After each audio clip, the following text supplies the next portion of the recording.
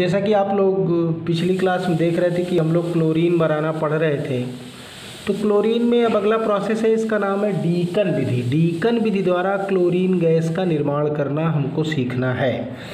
तो डीकन विधि द्वारा chlorine gas का निर्माण करने के लिए सर्वप्रथम एक उत्प्रेरक कक्ष होता है। ये आपके सामने आप जो देख रहे हैं कि ये एक उत्प्रेरक कक्ष रखा हुआ है और झावा पत्थर में क्यूप्रिक क्लोराइड को अवशोषित करा करके जगह जगह पर रख दिया जाता है। झावा पत्थर ये एक ब्लैक कलर का पत्थर होता है, काले रंग का, और उसी में से क्यूप्रिक क्लोराइड को अवशोषित करा करके जगह जगह पर रख देते हैं और यही क्यूप्रिक क्लोराइड उत्प्रेरक का काम करता है।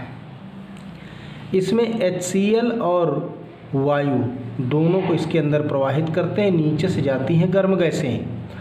तो अब ध्यान देना कि इसमें HCl और वायु जाती है, नीचे से जाती है गर्म गैसें, और यहाँ पर क्यूप्रिक क्लोराइड जगह जगह पर अवशोषित करा करके रख दिया गया है। तो क्यूप्रिक क्लोराइड उत्प्रेरक की उपस्थिति में तापमान 450 डिग्री सेंटीग्रेड पर HCl और वायु दोनों आपस में अपक्रिया करते हैं तो क्लोरीन बनती है। ये अशुद्ध होती है। इसमें से मुख्यतया HCl और जल की अशुद्धि होती है और शेष और तमाम प्रकार की अशुद्धियाँ होती हैं। इस बात का ध्यान रखना, ये हम लास्ट में और बताएंगे आपको। तो ये अशुद्ध क्लोरीन गैस निकल करके जाती है कूलर में, ठंडी होती है। यहाँ से निकल करके जाती है धामन टावर में, जहाँ ऊपर से पानी का फव्वारा चलता है। पानी के फव्वारे के संपर्क में आने पर HCl की शुद्धि दूर हो जाती है। फिर ये अशुद्ध क्लोरीन निकल करके जाती है अवशोषण टावर में, जहाँ ऊपर से H2SO4 का फव्वारा चलता है। H2SO4 के फव्वारे के संपर्क में आने पर नमी दूर हो जाती है, लेकिन इसके बाद भी हमें अशुद्ध क्लोरीन प्राप्त होती है और इस प्रकार अशुद्ध क्लोरीन गैस प्राप्त हो जाती है।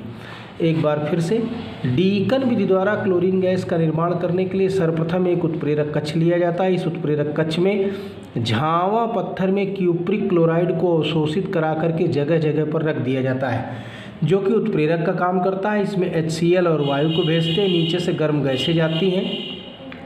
तापमान 450 डिग्री सेंटीग्रेड पर क्यूप्रिक क्लोराइड उत्प्रेरक की उपस्थिति में HCl ऑक्सीजन से अपक्रिया करती है, क्लोरीन बनती है। ये अशुद्ध होती है, निकल करके जाती है कूलर में, वहाँ ठंडी होती है। ठंडी होने के बाद निकल करके जाती है धामन टावर में, जहाँ ऊपर से पानी का फव्वारा चलता है। पानी के फव्वारे के संपर्क में आने पर HCl की शुद्धि दूर हो जाती है। इसके बाद ये निकल करके जाती है अवशोषण टावर में, जहाँ ऊपर से H2SO4 का फव्वारा चलता है। H2SO4 के फव्वारे के संपर्क में आने पर नमी की जो अशुद्धि होती है वो दूर हो जाती है। इसके बाद भी हमें अशुद्ध क्लोरीन प्राप्त होती है और इस प्रकार क्लोरीन गैस का निर्माण हो जाता है। इसके बाद हमको एक अगला टॉपिक देखना है HCl गैस का फॉर्मेशन।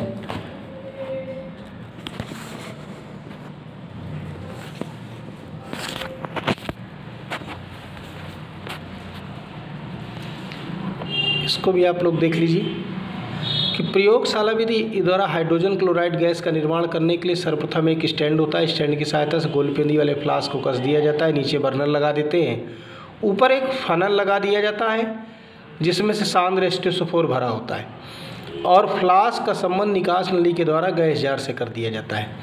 फ्लास्क के अंदर NaCl यानी नमक को भर दिया जाता है, ऊपर से सांद्र H2SO4 को बूंद बूंद करके नीचे गिराते हैं। NaCl और H2SO4 दोनों को हम नीचे से गर्म करते हैं, अपक्रिया होती है, HCl बनती है। इसकी वाष्प निकल करके जाती है गैस जार में, एकत्र हो जाती है और इस प्रकार HCl गैस का निर्माण हो जाता है। एक बार फिर से, प्रयोगशाला विधि द्वारा हाइड्रोजन क्लोराइड गैस का निर्माण करने के लिए सर्वप्रथम एक स्टैंड होता है। स्टैंड की सहायता से गोलपेंदी वाले फ्लास्क को कस दिया जाता है, नीचे बर्नर लगा दिया जाता है, ऊपर एक फनल लगा दी जाती है। फ्लास्क के अंदर NaCl को भर देते हैं, फनल के द्वारा सांद्र H2SO4 को बूंद बूंद करके गिराते हैं। NaCl और सांद्र H2SO4 दोनों को हम नीचे से गर्म करते हैं, अपक्रिया होती है, HCl बनती है।